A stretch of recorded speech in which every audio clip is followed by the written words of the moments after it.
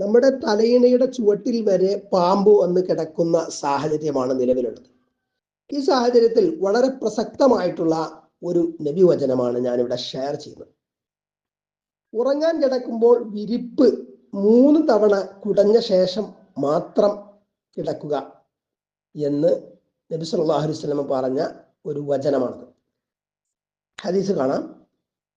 عن أبي هريرة رضي الله عنه أن رسول الله صلى الله عليه وسلم قال അബൂ ഹുറൈറ റളിയല്ലാഹു അൻഹു എന്നുള്ള നിവേദനം, അല്ലാഹുവിന്റെ റസൂൽ സ്വല്ലല്ലാഹു അലൈഹി വസല്ലം പറഞ്ഞു, ഇദാ ഖാമ അഹദുക്കും അൻ ഫിറാശിഹി, നിങ്ങളിൽ ഓരോരുത്തരും അവന്റെ വിരിപ്പിൽ നിന്ന്, അതായത് ഉറങ്ങുന്ന വിരിപ്പിൽ നിന്ന് എണീറ്റ് പോയാൽ, സുമ്മ റജഅ ഇലൈഹി, പിന്നെ ആ വിരിപ്പിലേക്ക് തന്നെ വന്നാൽ, എന്ന് പറഞ്ഞാൽ തലേ ദിവസം വിരിച്ച വിരിപ്പിലേക്ക് തന്നെ ആയിരിക്കും പിറ്റേ ദിവസം വന്ന് കിടക്കുന്നത്.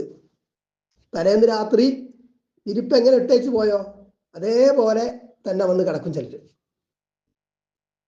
അപ്പൊ അങ്ങനെ നേരെ വന്ന് കിടക്കരുത് എന്നാണ്. ഫല്യംഫുദുഹു, അവൻ കുടയട്ടെ, ബിസ്വനിഫത്തി ഇസാരിഹി, അവന്റെ ഇസാറ് മുണ്ട് തുണിയുടെ അറ്റം കൊണ്ട് എന്ത് കുടയട്ടെ, വിരിപ്പ് കുടയട്ടെ എന്ന്. സലാസ മർറാത്തിൻ, 3 തവണ. ഫഇന്നഹു ലാ യദ്രി, കാരണം നിശ്ചയം അവൻ അറിയില്ല, മാ ഖലഫഹു അലൈഹി ബഅദഹു, അവന്റെ ശേഷം എന്ന് പറഞ്ഞാൽ അവന് നേരത്തെ ഉറങ്ങി എണീറ്റ് പോയില്ലേ, അതിനുശേഷം ആ വിരിപ്പിൽ പിറകെ ആര് വന്നു എന്ന്, വല്ല ജന്തുക്കളും അവിടെ വന്ന് കിടക്കുന്നുണ്ടോ, ഈ വിരിപ്പിനുള്ളിൽ വല്ല ഇഴജന്തുക്കളും തേളോ പാമ്പോ അങ്ങനെ വല്ലതും ഉണ്ടോ, വന്ന് കിടന്നിട്ടുണ്ടോ എന്നത് അവൻ അറിയില്ല. അതുകൊണ്ടാണ് നബി സല്ലല്ലാഹു അലൈഹി വസല്ലമ ഇങ്ങനെ നിർദ്ദേശിച്ചത്. ഇനി ഇതിൽ മനസ്സിലാക്കേണ്ട ഒരു വിഷയം, പണ്ട് കാലത്ത് വിളക്കുകളില്ലായിരുന്നു എന്ന് ചില ഹദീസുകളിൽ കാണാം. പിൽക്കാലത്ത് വിശ്വാസത്തിന്റെ കാലത്ത് തന്നെ പിന്നീട് വിളക്കുകൾ സ്ഥാപിക്കപ്പെട്ടു. അപ്പോൾ രാത്രി പല വീടുകളിലും വിളക്കുകൾ ഉണ്ടായിരുന്നില്ല. അപ്പോ അതുകൊണ്ടാണ് ഇവിടെ ഇസാറ്, അതായത് ഉടുക്കുന്ന മുണ്ടിന്റെ ഉൾഭാഗം കൊണ്ടും ചില ഹദീസുകളിൽ കാണാം, അത് കയ്യിൽ ചുറ്റിയിട്ട് കൈകൊണ്ട് നേരെ ഈ വിരിപ്പ് കുടയാതെ മുണ്ടിന്റെ അറ്റം കൊണ്ട് കയ്യിൽ അത് ചുറ്റിയിട്ട് കുടയാൻ പറയുന്നത്. കാരണം കയ്യിൽ പല ജന്തുക്കളും തടയുന്നത്, അല്ലെങ്കിൽ പൊടിയോ മറ്റൊക്കെ ആവുന്നത്, അത് തടയാൻ വേണ്ടിയിട്ടായിരിക്കാം ഇങ്ങനെ നബി സല്ലല്ലാഹു അലൈഹി വസല്ലം പറഞ്ഞത് എന്ന് ചില വിവരണങ്ങളിലൊക്കെ കാണാൻ പറ്റും. അതേപോലെ ഇവിടെ നമ്മൾ മനസ്സിലാക്കേണ്ടത്, ഇത് നമ്മുടെ തുണിയുടെ അറ്റം കൊണ്ട് തന്നെ ചെയ്യണമെന്ന് നിർബന്ധമൊന്നുമില്ല. ഇവിടെ ഉദ്ദേശിക്കപ്പെടുന്നത് എന്താണ്, വിരിപ്പ് കുടയുക, അത് സുരക്ഷിതമാക്കുക എന്നാണ്.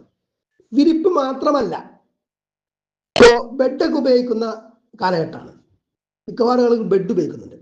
ഈ ബെഡ് കട്ടില് വിരിച്ചിട്ടുണ്ടാവും, അത് സ്ഥിരമായി അങ്ങനെ തന്നെയായിരിക്കും. ചിലര് വിരിപ്പൊക്കെ ഓരോ ദിവസം മാറ്റും, കുടയൊക്കെ ചെയ്യും. പക്ഷേ ബെഡ് അങ്ങനെ തന്നെ പോയിട്ട് അങ്ങ് കിടക്കും.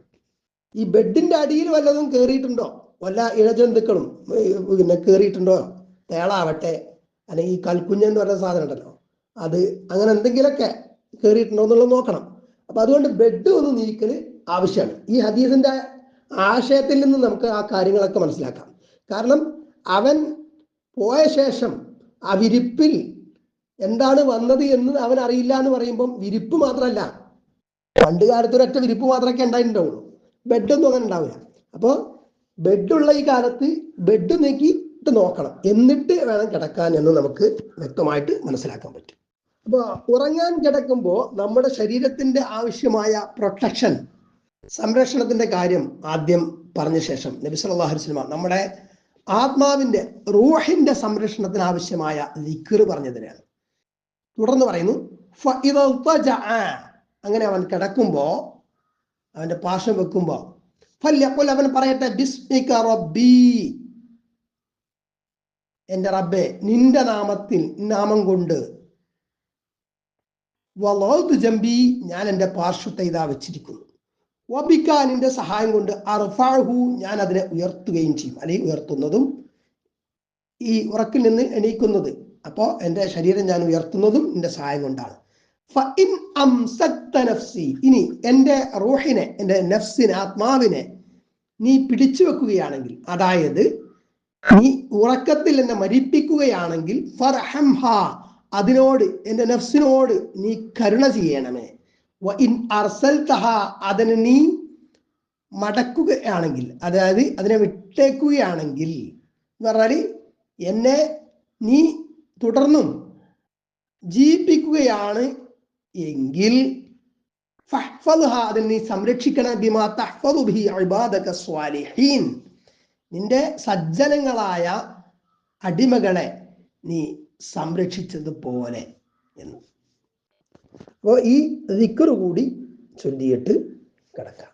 കാരണം ഉറക്കം ഒരു തരം മരണമാണ്. അപ്പൊ ഈ ദിക്ർ ചെല്ലുന്നത് നമുക്കൊരു സംരക്ഷണമാണ്.